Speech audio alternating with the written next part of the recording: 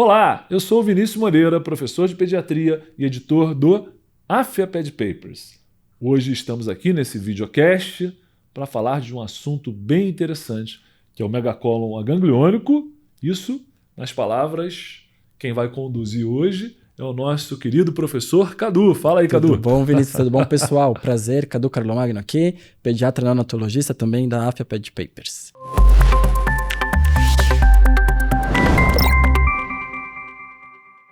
Então, vamos ao texto. Vamos às perguntas. Sim. Vamos lá, Cadu. Vamos falar dessa doença que é tão prevalente, né, no dia a dia, embora é aquele raro, mas acontece muito. Né? Exatamente. É exatamente lá isso. Na enfermaria, volta e meia, a gente pega crianças que foram operadas e tal, enfim. Mas vamos lá. O público quer saber o seguinte: Diga. O que é o megacólon agangliônico congênito? Perfeito. Bom, então, muitos também conhecem como doença de Hirschsprung, né? Que até é mais utilizada, mas a gente está numa fase que cada vez se utiliza menos epônimos. Esse é um dos poucos epônimos que eu gravei. Esse de fica. Tanto ver. Exato. Mas, bom, então a gente hoje chama dessa forma e é uma alteração congênita da migração que não ocorre das células ganglionares e aí o intestino ele perde a sua inervação, ele perde lá o sistema nervoso autônomo e nessas regiões que não tem a inervação, acaba tendo uma redução do calibre. Fica um tônus aumentado, e isso causa uma obstrução, geralmente do segmento anal, reto, sigmoides, tende a ser a parte mais distal do cólon. E isso leva a quadros de obstrução, que é o que vai acabar chamando a atenção. É mais comum em meninos, também é mais frequente em pacientes que têm trissomia do 21, e a média é de 1 para cada 5 mil recém-nascidos podem ter o megacólon agangliônico congênito. Ou seja, mais um problema no paciente com síndrome de Down, né? Sim. Um problema a mais aí. E um detalhe interessante, né? Que a gente chama atenção lá na visita médica, é assim, quando a gente tem o megacólon, é que o Hirschsprung, ele errou, né, na nomenclatura, porque o megacólon não é agangliônico. O que é agangliônico é o segmento fino, né? Exatamente. A montante você tem um monte de gânglio, É isso. E isso pode ser confuso. Mas realmente a parte que não é inervada, ela não é um microcólon. Isso. E a parte que é mega é inervada, a parte porque ela inervada. Tá tentando vencer. Exatamente. E aí ela fica grande, né? Fica mega. Exatamente. Mas vamos lá. Quais são as manifestações clínicas do megacólon congênito, falando aí da área mais específica que você domina, que é o período neonatal, Cadu? Perfeito. Bom, então, lembrar que no período neonatal, a manifestação inicial que você começa a pensar, será? É quando aquela criança tem o íleo meconial, que é quando ela não evacua por mais de 48 horas, nas primeiras 48 horas de vida, tanto que nenhuma criança deve ter alta da maternidade sem evacuar. Tem que ter certeza que tá tudo PERV funcionando. A gente já atendeu uma vez uma criança com ânus imperfurado, cara, que tinha tido alta. Imagina isso. Pode. Sempre com um bom exame físico para ver se não tem ânus imperfurado, se não tem alguma carinha aí de alguma síndrome. E, eventualmente, também junto aí vai ter esse quadro de distensão abdominal e vômitos que são biliosos. É importante lembrar que são vômitos tendem a ser biliosos para a gente pensar em outros diferenciais aí de distensão abdominal com dificuldade para evacuar. Como, por exemplo, a estenose hipertrófica do piloro, que seria mas que lá é leitoso. E vai ter o podcast específico dessa patologia. Então fique atento, se quiser, já procura aí. Boa. E uma das dicas também é, naquela hora que você está examinando a criança, não evacua de jeito nenhum, eventualmente, se você fizer algum estímulo evacuatório, colocar um cotonete, fizer um toque, alguma coisa, você vai descomprimir o segmento agangliônico que está contraído e vai ter saída de fezes explosivas, que é uma das características essenciais no período neonatal, é esse comportamento aí dessa constipação. E na criança maior também, né? Também. A gente até brinca que se você está examinando com o seu inimigo, você faz o toque e sai da frente. Exato. Vai vir uma explosão de fezes porque você distende a área que estava lá comprimida, né? Exatamente. É isso. Agora, você tocou num ponto que é o íleo meconial. O que é o íleo meconial? Perfeito. Então, reforçando que é o não evacuar nas primeiras 48 horas de vida. E em neonatologia, íleo meconial, a gente tem que pensar em duas grandes patologias. Uma eu sei.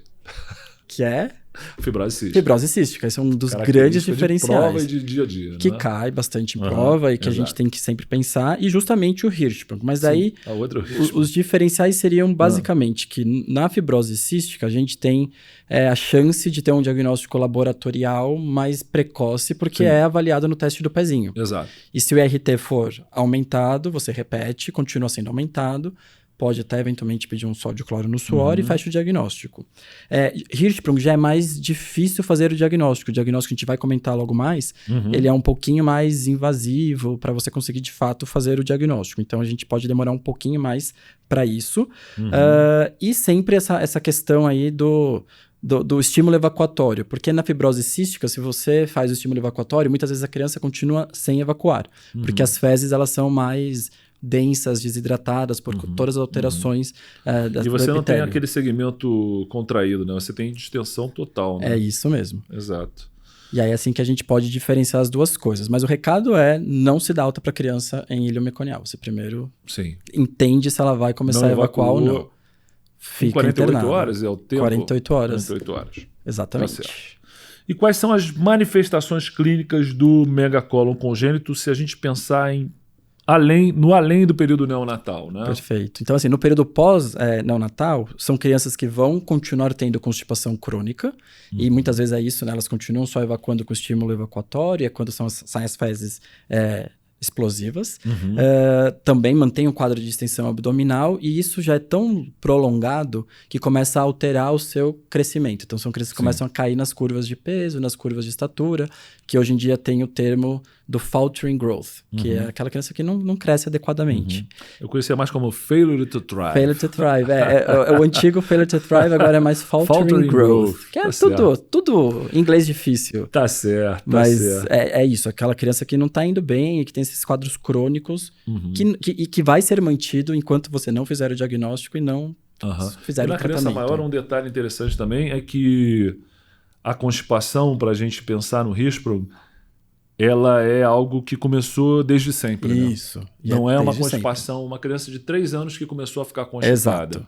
Essa, em geral, é funcional. Isso. Né? Enquanto mamava peito, estava tudo ótimo. E aí começou a introdução dos alimentos complementares, começou a constipação. Esse não é Hirschsprung, né? Hirschsprung, independente do aleitamento materno, que facilita a evacuação, continua com a constipação. Né? Continua Exatamente. Preso. Esse é um detalhe importante. É desde o nascimento. Desde o nascimento.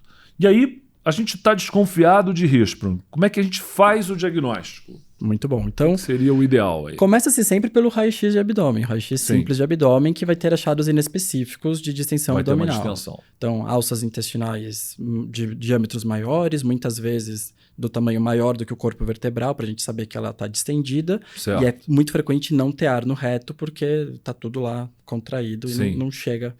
E tem as fezes lá. Você não vê o ar chegando. Você não vê o ar distal. Legal. Mas, até aí, isso pode ser um monte de outras coisas. Sim.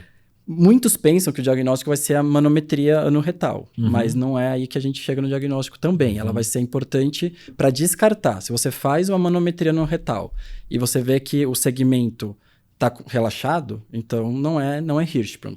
Se está contraído, se o tônus é aumentado, pode ser Hirschsprung, pode ser outras coisas. Ou seja, dá para afastar, mas não dá para dar o diagnóstico, né? Exato. Tem um valor preditivo negativo bom, mas não consegue dizer que é doença de Hirschsprung. Mas, se você já fez o raio-x, já fez a manometria, o próximo passo é fazer uma biópsia anorretal, então tem que fazer aí a colonoscopia, e aí acaba fazendo a retirada lá de diversos segmentos e precisa ver na microscopia se tem ou não tem inervação. Viu no microscópio que não tem inervação, aí é o padrão ouro, você fecha o diagnóstico de doença de Hirschsprung. Certo.